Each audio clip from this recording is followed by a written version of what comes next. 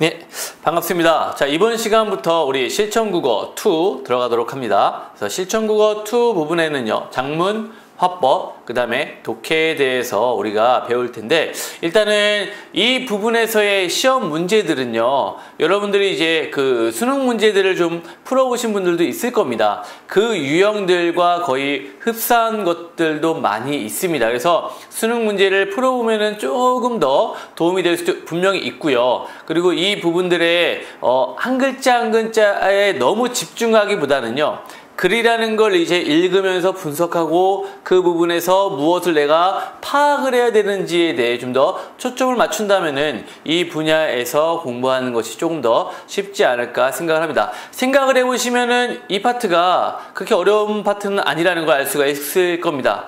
일단은 첫 파트는 장문입니다. 자, 6페이지를 보면은요, 장문에 보면 좋은 글의 요건부터 우리가 들어가도록 합니다. 자, 여러분, 글이라는 건 왜 쓰죠?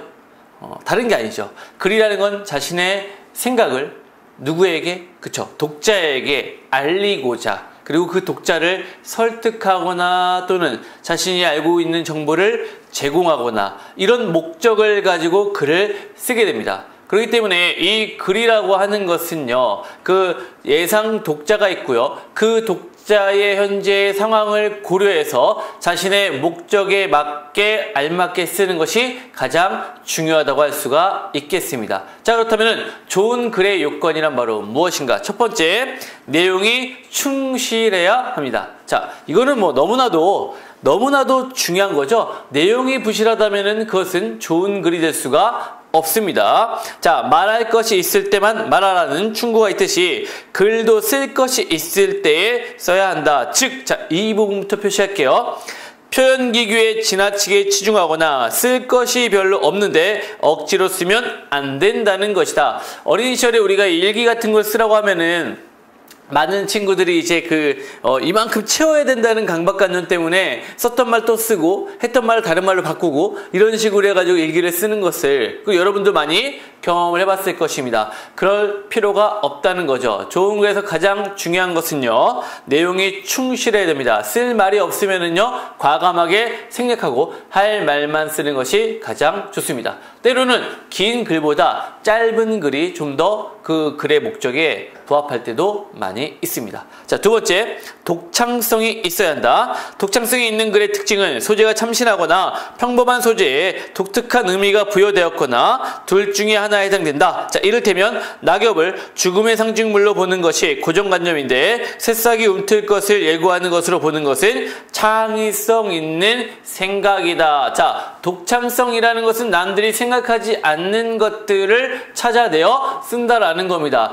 예를 들어서 여러분들 토끼와 거북이 이야기를 아실 겁니다. 토끼와 거북이의 어떤 교훈을 가지고 이야기할 때 항상 보면은 그 거북이는 느리지만 꾸준하게 아주 달려가지고 승리를 거두죠. 반면 토끼는 자신의 능력만을 믿고 게으른 사람으로서 치부되기 마련입니다. 이러한 글을 독창성 있게 바꾸는 그런 글들도 한때 유행을 했었죠. 토끼가 왕따를 당하고 있는 항상 왕따를 당하고 있는 거북이를 보고 그 거북이의 길을 살려주고자 경주를 제안했다는 얘기입니다. 그래서 토끼가 일부러 가다가 잠을 자는 척 하고요. 그리고 경주에서 이긴 거북이가 다른 동물들에게 환호를 받을 때 토끼는 흐뭇한 표정을 지으면서 그 자리를 떠나왔다는, 그러니까 남을 배려하기 위해 자신을 희생했다는 그런 내용으로 바뀐 글도 있었습니다. 이것이 바로 독창성이 있는 내용입니다. 기존에 있는 어떤 글의 관점 또는 생각들을 뒤집어버리는 거죠. 이런 독창성 있는 생각들이 좋은 글의 요건 중에 두 번째에 해당이 되겠습니다. 세 번째, 정직하고 성실하게 써야 됩니다. 자, 가장 중요한 것 중에 하나라고 볼 수 있습니다. 정직, 성실. 자, 밑에 보면은요, 남의 것을 인용했는지 여부를 정직하게 밝혀야 하며 무엇보다 중요한 것은 글을 잘 쓰기에 앞서 내용이 진실하여야 한다.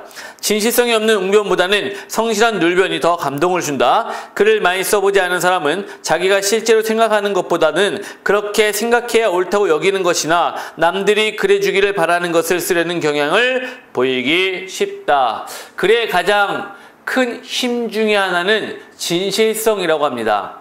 자신이 가지고 있는 생각들, 자신이 경험한 것들을 바탕으로 정말 솔직하게 썼을 때 그 글이 바로 감동적인 글이 될 수 있다고 하는 거죠. 남의 것을 자기 것인 양, 또 자기가 경험하지 않고 그렇게 한 것인 양 하는 그런 표현들은 독자에게 감흥을 줄 수가 없습니다. 선한 것을 감흥을 받았더라도 나중에 그것이 거짓으로 밝혀졌을 때 굉장히 큰 실망을 하게 되죠. 그렇기 때문에 글에 있어서 가장 중요한 것 중에 하나는 바로 정직과 성실입니다. 기억을 하십시오. 네 번째, 뜻이 명료해야 됩니다. 쉽고 간결하게 써야 한다. 이건 별표 칠게요. 그래서 가장 중요한 부분 중에 하나입니다. 쉽고 간결하게 써야 된다. 즉 혼문장 위주로 쓰는 것이 좋습니다. 겹문장을 쓰더라도요, 2문장 이상 넘지 않게 쓰는 것이 좋다는 얘기입니다. 그렇기 때문에 자, 쉽고 간결하게 쓰는 것은 가장 중요합니다. 그래야 독자들이 읽을 때 오해하거나 잘못 이해하는 부분이 없을 겁니다. 학자와 같이 생각하고 대중과 함께 이야기한다. 이렇게 이야기하는 베이컨의 이야기가 있는데, 자, 예를 보면 밑에 보세요. 천재적 작가인 그 작품 또한 우리나라 국문학 사상에 있어 부동의 중요하게 위치를 점령한 이상의 날개를 소개하겠다. 자, 이 부분은요, 천재적 작가이며 그 작품 또한 우리 문학 사상 부동의 중요한 위치를 차지한 이상의 날개를 소개하겠다. 이런 식으로 약간 줄여서 짧게 표현을 하라는 이야기입니다. 두 번째, 정확한 어휘를 사용하여 써야 한다. 죄송합니다.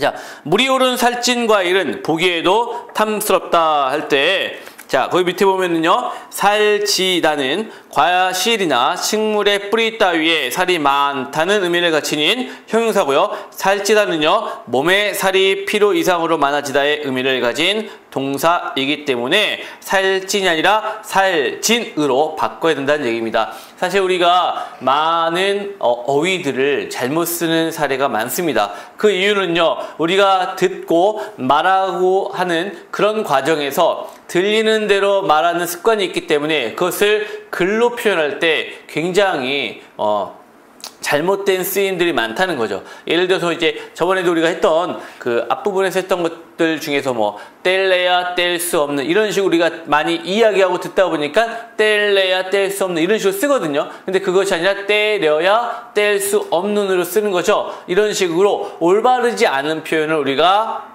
자주 쓰고 있다는 것을 우리가 명심하고 어휘를 올바르게 고쳐서 쓸 수 있게끔 해야 된다는 이야기입니다. 자, 다섯 번째, 경제적으로 써야 한다. 자, 경제적이라는 것을 보세요. 최소한의 노력으로 최대의 효과를 얻고자 하는 경제의 원리는 문장에도 적용된다. 필요한 자리에서 필요한 만큼의 말만 쓰는 것이 문장의 경제성이다. 자, 나는 영화를 보고 있는 동안 내가 여행 가는 것을 생각했다. 이거는 나는 영화를 보면서 여행 갈 생각을 했다. 이런 식으로 간결하게 쓰라는 이야기입니다. 나는, 내가가 반복되면서 불필요하게 주어가 또다시 반복되고 있죠. 이런 것들을 생략하고 짧게 경제성 있게 글을 써야 된다는 이야기입니다. 밑에 있는 거 보면은요, 경제성을 위반한 그런 사례들이 나와 있습니다. 장황한 문장들을 간결한 문장으로 바꾼다는 겁니다. 포인트는 뭡니까? 장황하게 쓰지 않고요, 간결하게 쓰라는 이야기입니다. 결국 거기에 있는 여러 가지 경제성 위반, 말만 바꾼 경우, 불필요한 동의어, 쓸모없는 단어, 애들러 말하는 경우, 그 다음에 지나치게 복잡한 구문들은 다 어떻게 간단하게, 그 다음에 반복되는 것은 생략하고, 이런 식으로 해서 올바른 문장으로 바꾸라는 이야기입니다. 자, 6번, 동어 반복의 회피입니다. 생략하거나 동의어로 바꾸는 겁니다. 자, 우리나라는 삼면이 바다에 둘러싸여 있어 해산물이 많이 난다. 동해에서는 정어리, 오징어 등이 많이 나고, 남해에서는 멸치, 갈치 같은 생선은 물론 김, 미역, 전복 등이 많이 나며, 서해에서는 조기가 많이 난다. 자, 많이 난다라는 것이 반복되고 있죠. 그래서 그 문장은요, 자, 밑에 있는 문장을 보면 삼면이 바다로 둘러싸여 있어 해산물이 풍부하다 해서 동해에서는, 남해에서는, 서해에서는 하면서 맨 마지막 문장에만 무엇이요? 많이 난다를 써준다는 얘기입니다. 결국 같은 서술어가, 동어가 반복될 때는요, 그것은 하나로 써주고 나머지는 쉼표, 즉 콤마 해가지고 연결하면은 그 문장은 간결한 문장이 될 것입니다. 두 번째, 지시어나 접속어를 사용한다. 자, 이것도 별표 칠게요. 자, 일단은 중요한 것 중에 또 하나죠. 글을 쓸 때 지시어와 접속어만 잘 써도요, 그 글은 굉장히 깔끔한 글이 됩니다. 지시어와 접속어를 잘 사용해야 되는 겁니다. 자, 어떤 고난을 당하여서도 당하는 고난이 바로 성공의 양식이라 생각하고 고난을 정면으로 받아들여라. 성공의 양식이라 생각하고 고난을 정면으로 받아들이려는 신념과 각오로서 고난을 맞부딪히면 고난이 조금 더 두려울 리가 없다. 즉, 앞문장이 뒤에 한번 또다시 반복되고 있죠. 그것을 우리는 무엇으로 할 수 있습니까? 자, 밑에 보면은요, 그러한 신념과 각오로서, 그러한 이런 지시어로서 우리가 바꿀 수가 있다라는 겁니다. 아시겠죠? 그 다음에 7번, 다양성의 원리입니다. 단조로움은 권태의 촉매가 된다. 자, 글을 다양하게 전개해 나가기 위하여 문장의 길이를 조절하거나 종결 어미를 다양하게 바꿔 써보는 등 여러 가지 노력을 기울이는 것이 필요한 때가 있다. 자, 두 가지 일단은 사례를 제시했습니다. 첫 번째가 뭡니까? 첫 번째요, 자, 길이 조절. 두 번째는요, 종결 어미의 다양화. 종결 어미의 다양화. 이런 식으로 문장의 변화를 주라는 이야기입니다. 왜냐하면은 계속 똑같은 어떤 패턴이 반복되다 보면은요, 읽는 사람도 지루해지고요, 그러다 보면은 그것이 좋은 글이 될 수가 없다라는 이야기죠. 자기가 행복하기를 원하는 것보다 남에게 행복하게 보이려고 더 애쓴다. 남에게 행복하게 보이려고 애쓰지만 않는다면, 자, 스스로 만족하기란 그리 힘든 일이 아니다. 별로 이렇게 나쁜 문장 같지는 않죠. 하지만 밑에 문장을 볼까요? 우리는 스스로 행복해지기를 원하는가? 자, 일단 뭘로 바꿨죠? 질문 형식. 그 질문 형식을 통해서 독자들이 어떻게 생각하게 또는 집중하게 만들죠. 자, 첫 번째 문장에서의 물음표 형식, 즉 질문 형식은 독자의 흥미 유발, 호기심을 유발하는 아주 좋은 표현 기법입니다. 그리고 두 번째, 아니면 남에게 행복하려고 하게 보이려고 더 애쓰는가. 자, 이거 A or B로 지금 선택을 이야기하면서 독자의 호기심을 불러일으키고 있습니다. 남에게 행복하게 보이려고 애쓰지만 않는다면 스스로 만족하기란 그리 힘든 일이 아니다. 그래서 이제 앞에 있는 단순한 문장을요, 좀 더 다양하게 변화시켜서 이야기를 했다는 것입니다. 자, 옆에 있는 문제를 잠깐 보겠습니다. 7페이지에 있는 오른쪽에 있는 문제. 다음 글이 좋은 글이 되도록 하기 위해 할 일 중 가장 중요한 것은, 이렇게 얘기했습니다. 자, 여러분들, 자, 좋은 글이 되기 위한 요건, 지금 우리가 7가지에 대해서 살펴봤는데, 오른쪽에 있는 문장을 한번 보실까요? 어떤 것이 딱 봐도 안타깝습니까? 그렇죠.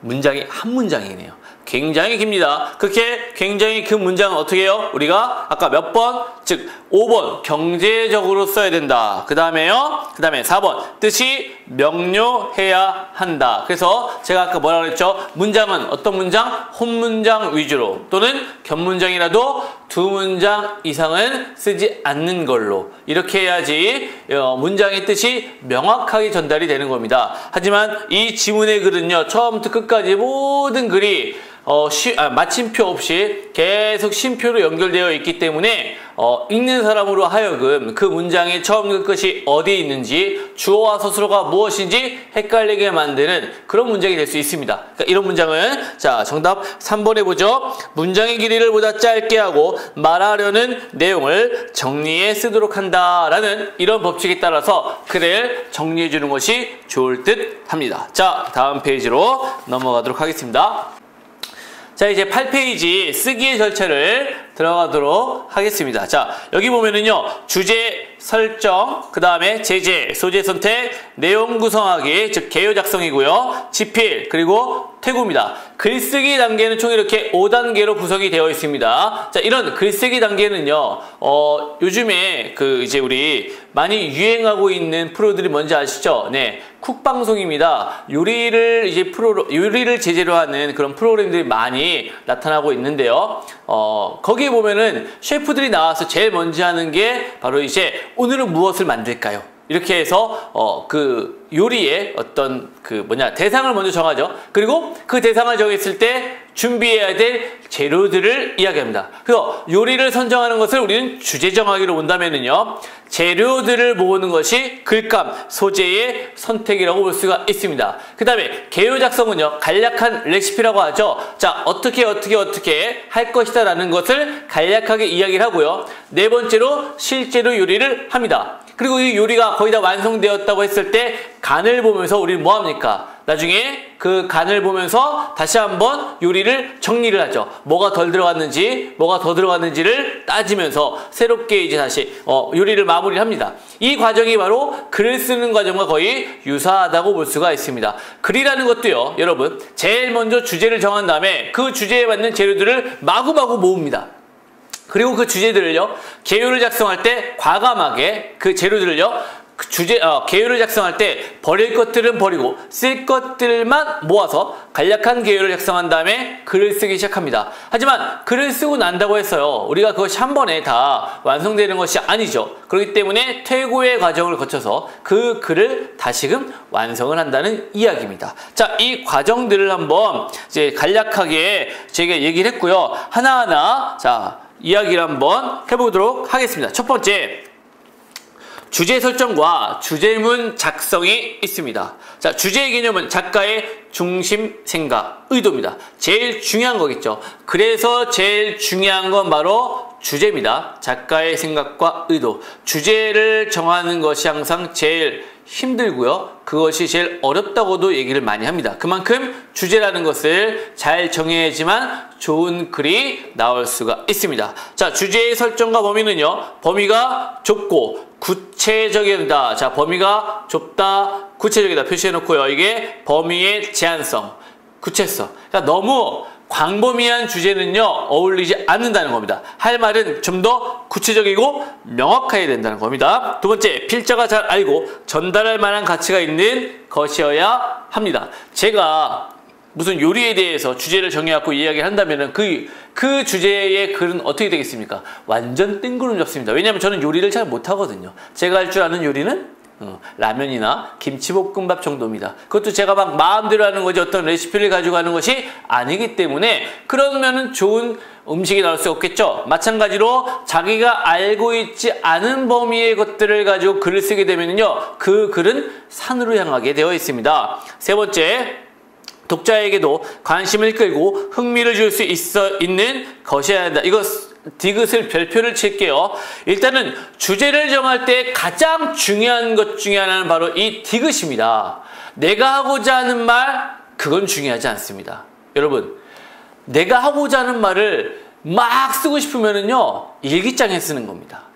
아시겠죠? 왜냐면은 글이라는 것은 독자가 있는 거고요. 그 독자에게 읽혀서 뭐하고자, 내가 알고 있는 정보를 전달하고 또는 내가 말하고자 하는 것을 설득하고자 쓰는 겁니다. 근데 그 읽는 독자가 관심이 없다면 그 글은요, 읽혀지지 않겠죠. 결국 주제를 선정할 때 가장 중요한 건 독자들이 관심을 가질 만한 것들입니다. 그래서 요즘 어떠한 주제들의 책들이 많이 나오는지, 그러니까 어떠한 관심 분야를 사람들은 많이 갖는지를 보시기 위해서는요, 서점에 가보면 알 수가 있습니다.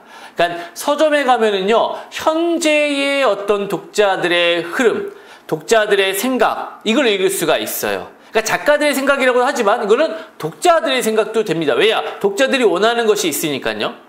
그리고 도서관에 가면은요, 과거의 어떤 흐름을 볼 수가 있습니다. 그래서 저는 이제 도서관이나 서점을 가는 걸 굉장히 좋아하는데, 물론 책을 많이 읽는 건 아닙니다. 하지만 거기 책에 나와 있는 제목들만 쭉 보더라도요, 뭔가 풍성해지는 느낌? 내 마음의 양식이 풍성해지는 느낌? 이런 느낌이 듭니다. 그렇기 때문에 여러분들도 한 번씩 가면서 보시면은, 어떠한 내용들이 지금 현재 독자들이 많이 관심을 갖고 있구나, 이런 것들을 파악할 수가 있는 거죠. 그래서 세 번째가 되게 중요합니다. 그리고 이게 왜 중요하다고 얘기하냐면요, 시험 문제에서 이 부분을 가지고 계속 많이 걸고 넘어집니다. 그건 나중에 기출문제나 이 문제를 통해서 제가 한번 다시 언급을 해드리겠습니다.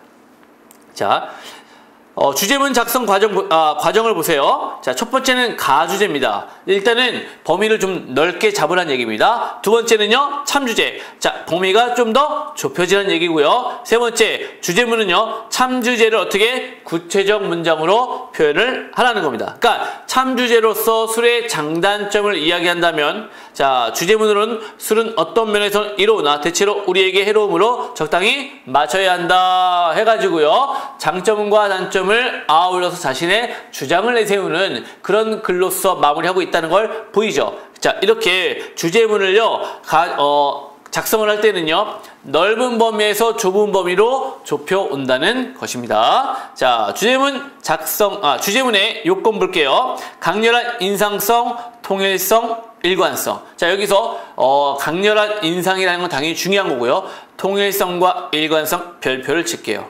굉장히 중요합니다, 이것도요. 자, 통일성과 일관성은 나중에 하면서 할 테니까 좀 이따 넘어가겠습니다. 주제문 작성 시 유의점은요, 완전한 문장이 되도록 진술하여야 한다. 그래서 고대 소설의 한 주제에 대하여 이런 식으로 끝나지 않고요, 고대 소설의 한 주제는 권선징악이다. 이렇게 구체적으로 한 문장으로 끝내라. 이렇게 이야기하는 겁니다. 두 번째, 주제문은 물음에 대한 응답의 형식이므로 의문문이나 감탄문 등이 아닌 평서문으로 나타난다. 평서문 동그라미. 자, 기억의 완전한 문장도 동그라미. 자, 그래서 평서문으로 흥부의 심성은 착한가? 이게 아니라 흥부는 착한 심성의 소유자이다. 이렇게 아예 평서문으로 이야기를 하라는 겁니다. 자, 디귿. 너무 광범위하게 나타내서는 안 된다. 그렇죠? 아까 주제문을 정하는 과정에서 광범위한 건 첫 번째였습니다. 그리고 주제문을 정할 때 어떻게 해요? 가장 구체적으로 나타내는 거였습니다. 그래서 광범위한 건 안 됩니다. 네 번째, 비유적인 표현을 피한다. 자, 주제문은요, 작가의 생각이기 때문에 비유로 나타내는 것이 아니라 가장 명확한 글로서 나타내는 게 중요합니다.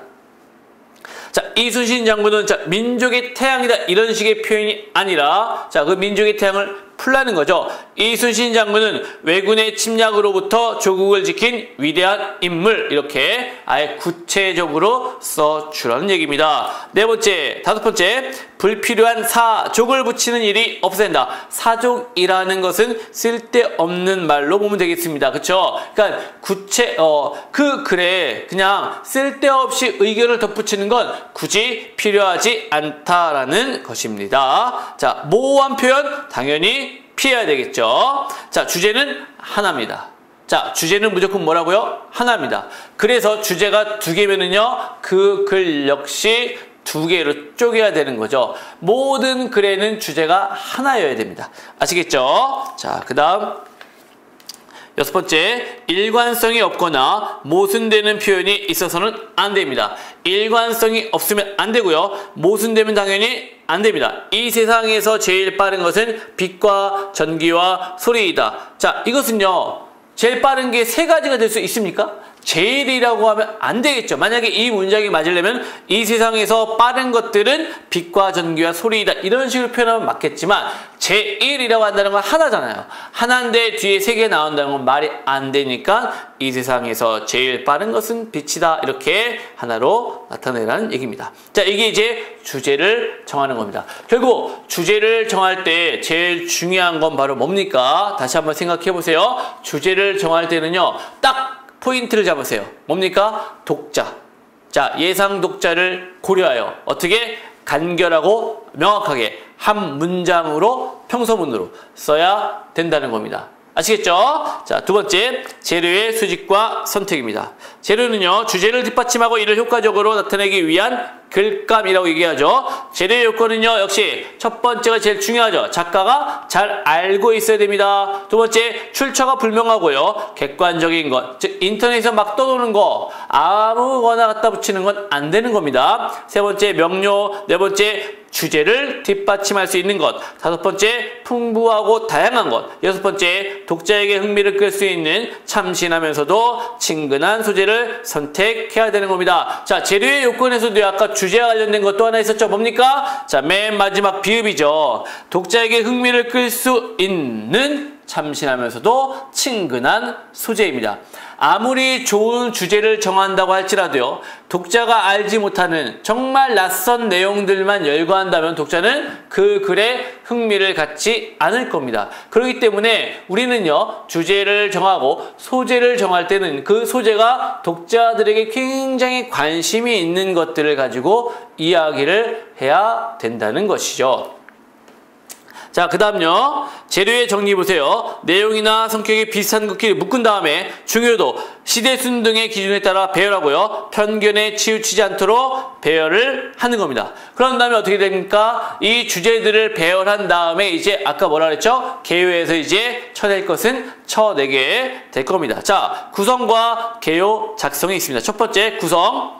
주제를 가장 효율적으로 표현하기 위하여 선택한 글의 전개 방식에 따라 수집, 정리한 제재를 알맞게 배열하여 글의 뼈대를 짜는 것으로 글의 통일적인 맥락을 부여하는 일이다. 구상이 아직은 의식의 단계에 머물러 있는 상태에 이른다면 구성은 실제적인 문장화의 단계와 함께 이루어져야 된다. 그래서 구성 방법의 유형화가 나와 있습니다. 여기 보면은요, 전개적 구성과 종합적 구성이 나와 있는데요. 시간적 구성에 따른 여행, 체험, 회의록 같은 거 있죠. 이런 것들은요, 시간적 구성에 따라 쓰는 거고요. 공간적 구성은요, 생물의 형태, 기계의 구조, 단체 조직 등, 즉 어떠한 목적으로 글을 쓰느냐에 따라서 어떠한 구성을 취할 것이냐를 정해야 한다는 겁니다. 그리고 이제 종합적 구성에 보면 단계식, 포괄식, 열거식, 점층식 등이 있습니다. 이런 것들은 각각의 목표, 목적에 따라서 내용들을 정해야 된다는 겁니다.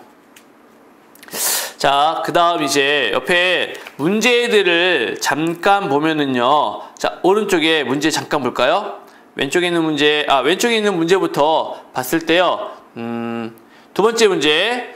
효과적인 글을 쓰기 위해 가장 먼저 해야 될 거 나와 있죠? 그래서 글쓰기 단계에 대한 문제인 거고요. 그래서 주제 설정이 가장 먼저 돼야 된다라는 거고요. 8페이지 왼쪽에 두 번째 문제. 다음 중 주제문으로 가장 적절한 것은 그랬습니다. 아까 주제문 정할 때, 자, 문제 기억하십니까? 주제문에 가장 적절한 거. 일단은 평서문이기 때문에 2번은 지워야 되겠죠. 그쵸? 그래서, 자, 일단은 2번은 지워야 되는 거고요. 그 다음에 3번과 4번은요, 어떻습니까? 비유적 표현 아까 지우라고 그랬죠? 그래서 비유적 표현 안 됩니다. 4번은요, 모호한 표현, 뭐뭐라고 생각할지, 뭐뭐라고 생각할지 모른다, 뭐뭐라고 생각한다, 이런 식으로 이제 나왔을 때 모호한 표현은요, 어떻게 상가해야 된다는 그런 관점에서 정답이 1번이 되는 거였습니다. 자, 그 문제 일단은 별표는 쳐놓고요. 그 다음에 오른쪽에요. 두 번째 문제 볼게요. 글을 쓰는 사람은 전달하고자 하는 내용을 효과적으로 전달하기 위하여 짜임새에 있는 글을 쓰려고 한다. 해서 밑줄 친 부분이 의미하는 것, 짜임새 있는 글, 바로 뭐라고 했습니까? 개요를 작성하는 걸 이야기하는 겁니다. 아시겠죠? 짜임새 있는 글이란 건 개요를 작성할 때 이야기를 하는 거니까, 자, 개요의 작성이 되는 거고요. 자, 밑에 이제 한국의 식물 분포라는 주제로 글을 쓸 때 본문을 구성하는 방법. 자, 아까 식물의 분포는 어떠한 관계에 따라 구성하는 게 좋다고 그랬죠? 자, 공간적 구성이 되어 있죠? 그렇기 때문에 정답은 2번이 되는 겁니다. 이런 식으로 지금 이거는 아주 간략한 확인 문제였지만, 이렇게 이제 공무원 시험에 나왔을 때 여러분들이 딱 문제로 출제가 된다면은 이거 뭐였지? 라고 생각할 수 있는 겁니다. 하지만 이것들을요, 머릿속에 여러분들이 잘 생각을 해보면, 음미를 해보면요, 어렵지 않게 풀 수가 있습니다. 그러니까 그런 부분들을 생각을 잘 하시고 보면 되겠습니다. 자, 뒤에 보면은요, 개요 작성에 대해서 나오는데요. 개요 작성은 어떻게 하느냐? 첫 번째, 개요란 무엇이냐? 구성을 그대로 정리해 놓은 것으로 글의 설계도에 해당합니다. 결국 글이 완성되었을 때 이런 식으로 내용이 구성된다라는 것을 완벽하게 짧게 그려놓는 하나의 설계도라고 보시면 되겠습니다. 작성 이유는요, 불필요한 내용 삽입 방지, 글의 일관성 견지, 글의 논리성 획득. 자, 개요 작성 요령을 보면은요, 글의 짜임에 따른 개요를 짜고요, 정확성과 통일성 및 일관성, 그리고 경제성의 고려에 따라 개요를 짭니다. 그리고 충실성과 독창성을 고려하여 개요를 짜게 되는 겁니다. 네 번째, 개요의 종류는요, 화제 개요와 문장 개요로 나눕니다. 자, 화제 개요 보세요. 줄거리의 각 항목을 핵심적인 어구로 간결하게 표현하는 개요를 얘기합니다. 거대 도시의 정의에서 집단, 조직 이렇게 나오고, 도시 구성에서의 두 가지 중요 문제점, 초월, 통합 이런 식으로 나온다는 건데, 이거는 이제 각 항목의 핵심적인 어구로 일단은 표현하는 거고요. 문장 개요는요, 문장으로서 뒤에는 아까 위에는 집단과 조직, 초월과 통합이라는 어떤 어휘로 표현했다면 밑에는요, 하나의 문장, 거대 도시는 도시가 집단적으로 모여 이루어졌다. 도심과 교회가 조직적으로 짜인 것이다. 이렇게 두 가지로 아예 문장으로 구성되는 이런 개요를 이야기할 수 있습니다. 그러니까 좀 더 구체적인 개요는 문장 개요가 되겠죠. 이해하셨습니까? 자, 이 개요 문제에 보면은요, 왼쪽은 기출문제가 나왔습니다. 자, 보세요. 개요 부분은 기출문제로 나올 만큼 되게 중요합니다. 개요 부분 별표를 잠깐 칠게요. 자, 문제를 잠깐 보십시다. 다음은 청소년의 디지털 중독의 폐해와 해결 방안. 일단 표시할게요.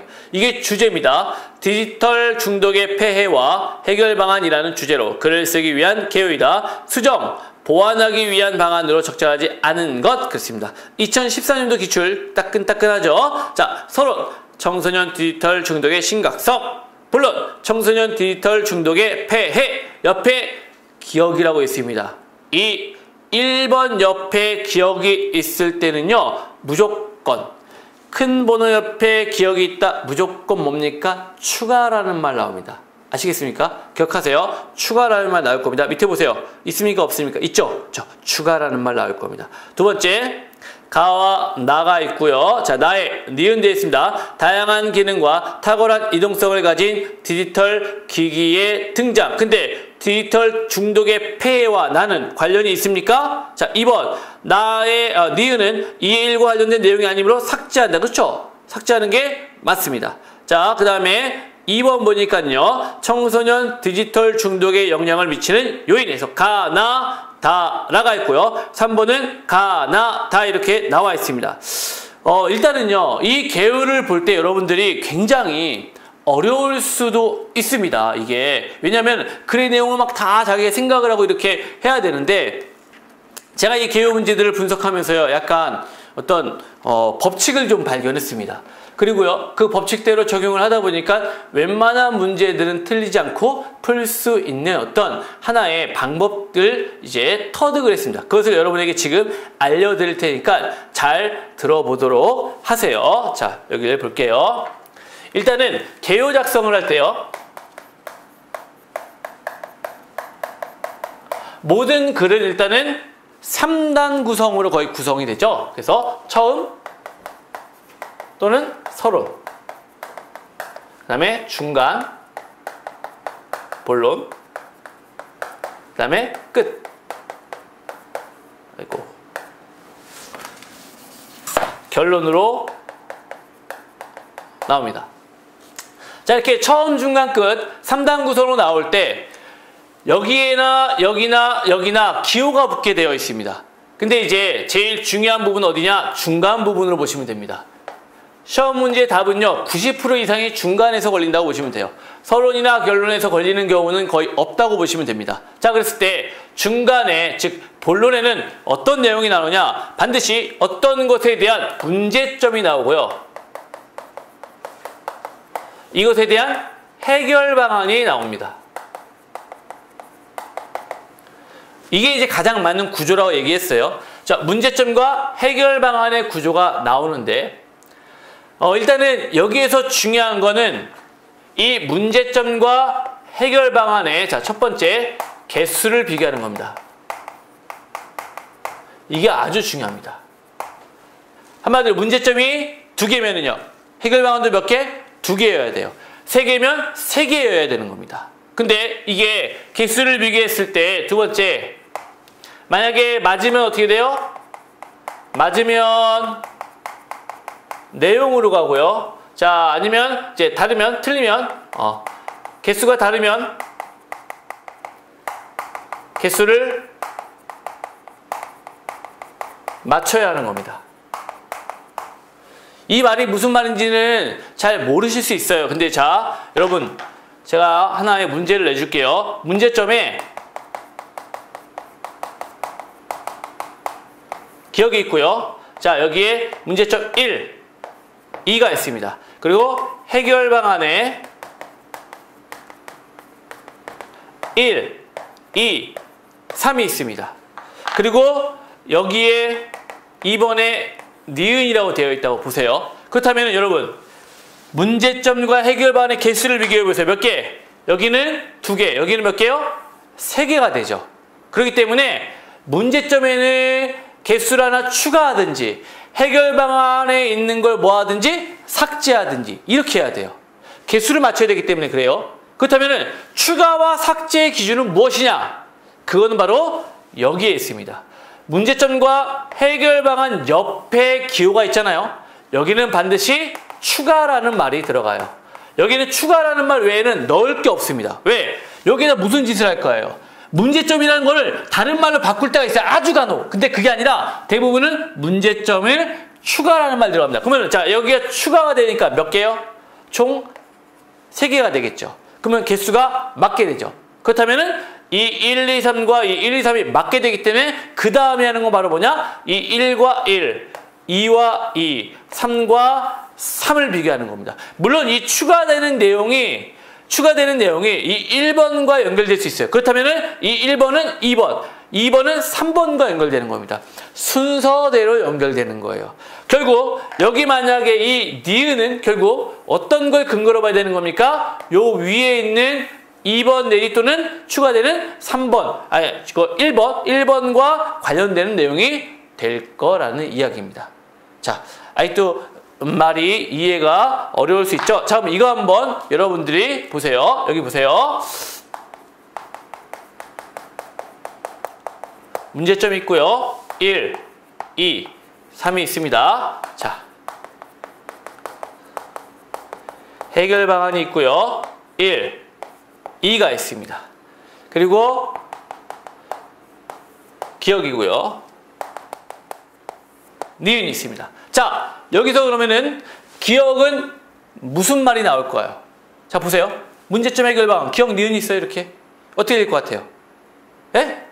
잘 생각해 보세요. 개수 맞춰야 된다? 개수 3개, 2개는 추가되거나 삭제되는데 보니까 문제점이나 해결 방안 옆에 기호가 있습니까? 없습니까? 없죠. 그러면 추가라는 말 들어갈 수 있어요? 없어요? 없습니다. 결국 여기는 뭐가 돼요? 기억이 삭제라는 말이 무조건 나올 겁니다. 지워버리는 거죠. 그러면 1과 3이 남죠. 그럼 결국 1과 1은 동일합니다. 그러면 니은은 뭘 근거로? 3을 근거로 해결 방안을 만들어내면 되는 겁니다. 이해가 되십니까? 자, 그럼 우리 기출문제도 보세요. 이 기출문제 잠깐 보시면 좀 더 이해를 할 수 있을 겁니다. 자, 여기 보시면은요. 이런 경우는 이제 조금 다른 게 문제점과 해결 방안만 나오는 게 아니라 제일 처음에 뭐가 나오죠? 자, 디지털 중독의 폐해라고 나옵니다. 폐해라고 나오고 폐해가 이제 1, 2가 나왔습니다. 그 다음에 자, 디지털 중독에 영향을 미치는 요인 해왔고요. 요인에 하나, 둘, 셋, 4개가 나왔습니다. 이건 지우겠습니다. 요거는.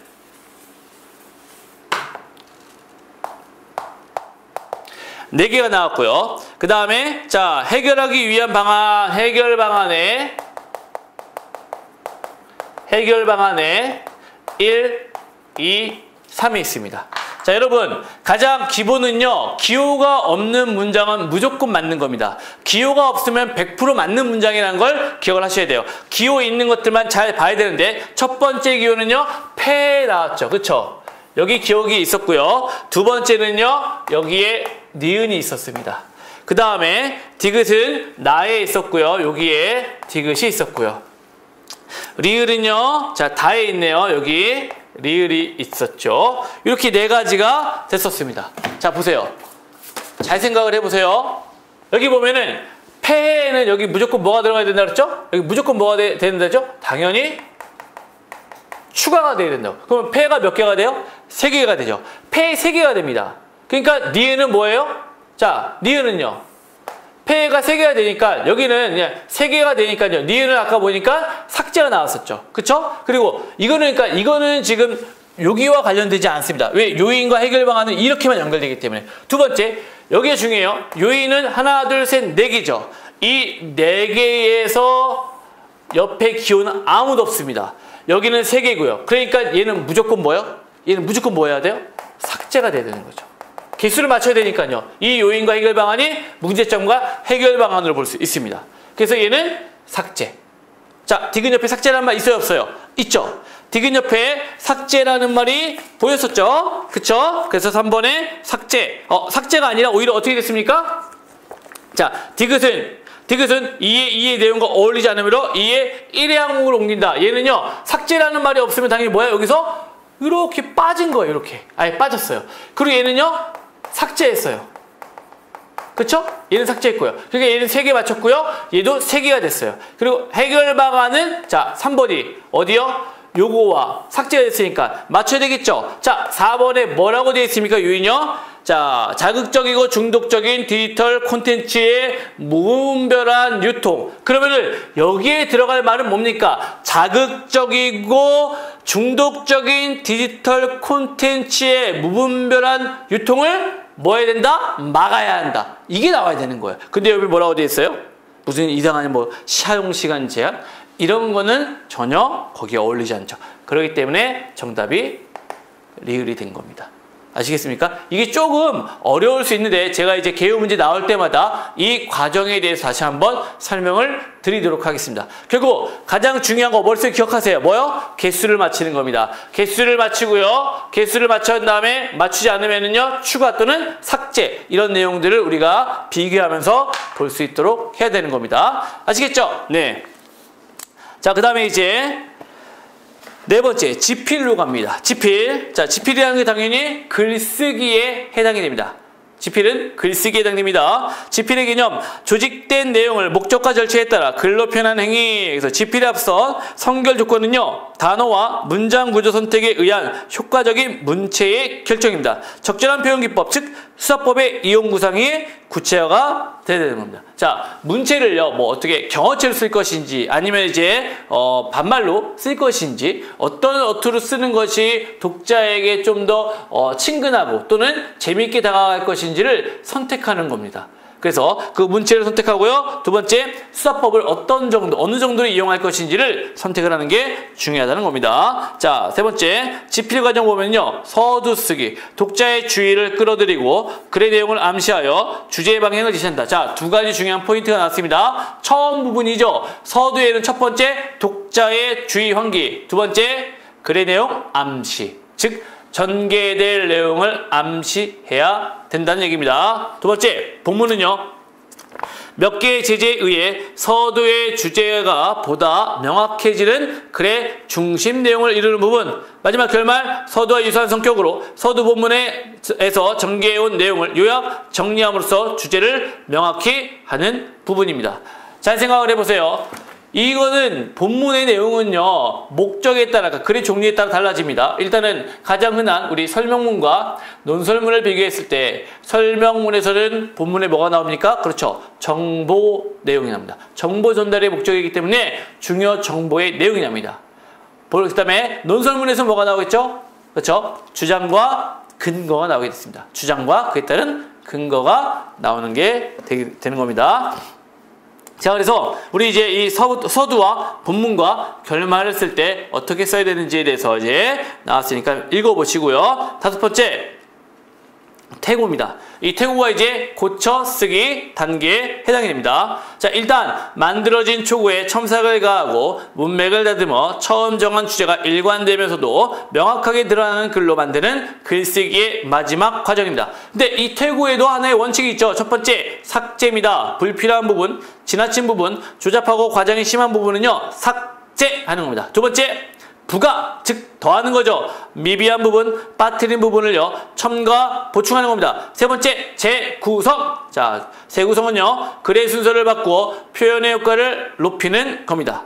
결국 이런 세 가지의 원칙에 따라서 퇴고를 하는데, 그 퇴고는요, 범위를 먼저 정해야 되는 겁니다. 첫 번째 보면요, 글 전체 수준으로 한번 쭉 훑는 겁니다. 내용상 이게 어떤 내용에 오류가 있는지, 또는 전체의 어떤 주제에 어긋나는 거 없는지 이런 것들을 살피면서 자, 쭉 한번 보고요. 그 다음에 단락, 한 문단으로 보는 거고요. 그 다음에 문장의 연결 관계를 보는 거고요. 그 중간에 있는 이제 어휘, 단어의 의미를 가지고 나중에 최종적으로 태고를 마치는 겁니다. 결국 가장 큰 틀을부터 가장 작은 단위까지 오면서 태고의 과정을 거치라는 얘기죠. 결국 한번 태고를 하면은 한 4단계 정도, 4번 정도의 태고의 과정을 거쳐야 좋은 글이 될 수 있다는 걸 여기서 말을 하고 있는 겁니다.